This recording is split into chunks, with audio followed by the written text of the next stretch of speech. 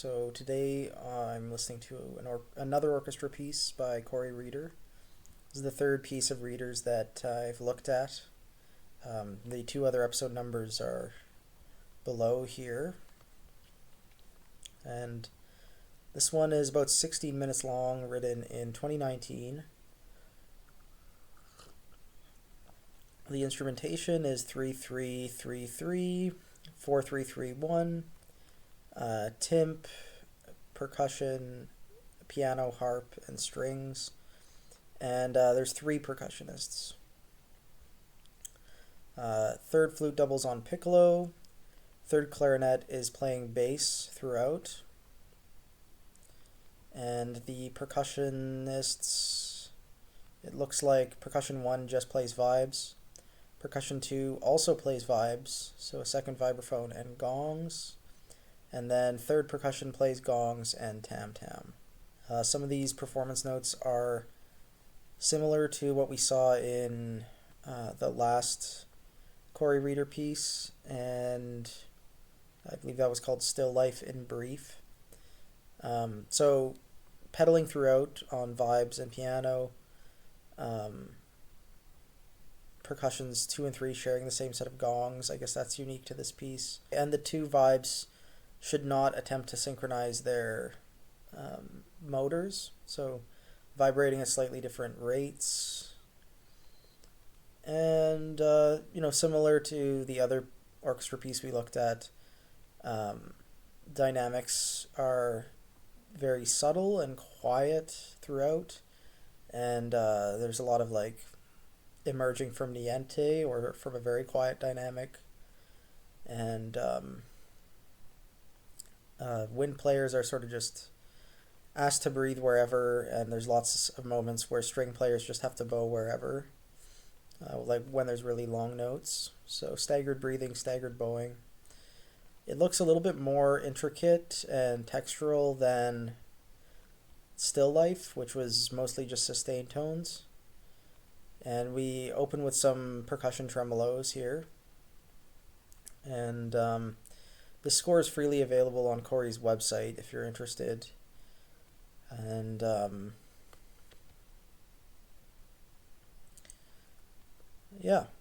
pretty textural looking. I don't remember what this one sounds like, but I probably heard it in a reading session. This recording is from a reading session at UNT with Jack Budenhagen as the conductor, and I honestly don't know if I was at this one. I remember hearing a couple other orchestra pieces by Corey's while I studied at UNT in reading sessions, but this one, if it was 2019, I would have just gotten there, or I would have been starting my degree right after, because I think the readings were in the spring. So it's inspired by the International Quilt Study Center and Museum in Lincoln, Nebraska. Corey is from Nebraska himself, I believe. And yeah, this is a link to the image he uses in the SoundCloud recording. Famously, Morton Feldman was also interested in textiles. I believe he was interested in Persian rugs. And I know that Corey, in his last orchestra piece that we looked at, talked about being interested in Agnes Martin, who is a minimalist painter. So similar, this is an extension of his taste in other mediums, kind of thing. And I'm seeing similar themes in his program note here of nostalgia, pattern, and I guess the magnitude of these things being displayed. The link to the recording, which will be from a SoundCloud, is in the description to the video, and it's about 16 minutes long, so I'm going to put on some headphones here and give you my thoughts. Okay, yeah, so this is a really solid listen. My thoughts today, I was a little bit tired starting this one because I just got off work. And I wasn't expecting it to be as drony as it was, so um, bear that in mind. I wasn't able to give it my full attention, but I did notice a lot of things that I liked.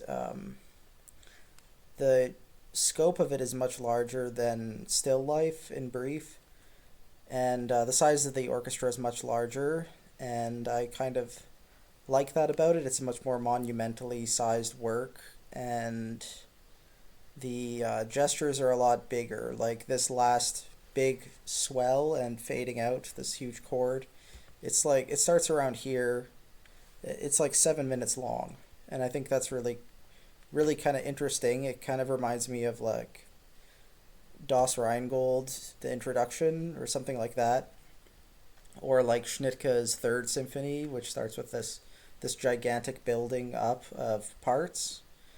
And for the most part, there was a lot of individual parts, so it was very like quiet but thick, and the orchestration was very like thick and layered throughout. Um, Things that stood out were like the piano, harp, and vibes peeking out of the texture, and I think at the very ending here, the use of harp is very effective and low piano.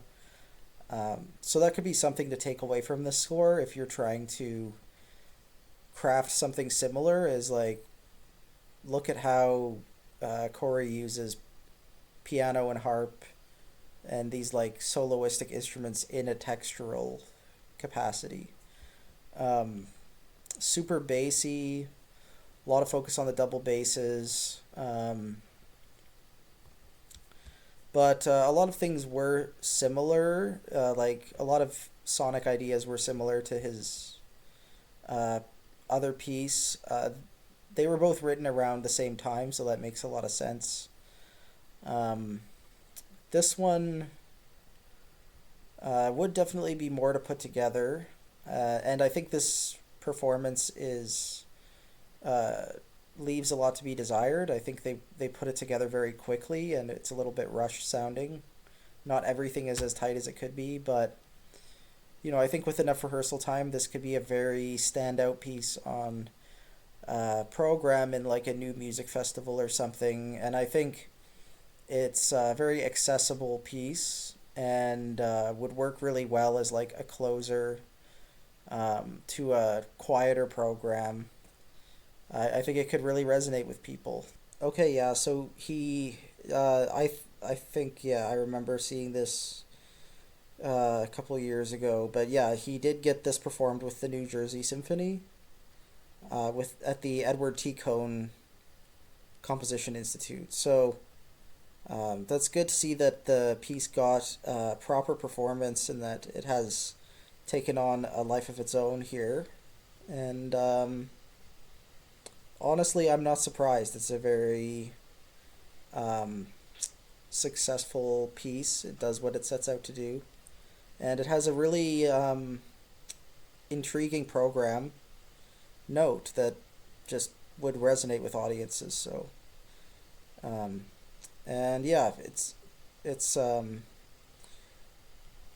very similar to a lot of Corey's other music, but also there's not a lot of American composers that sound like Corey. I think he really has a distinctive voice. So hopefully it's the first of many performances of it.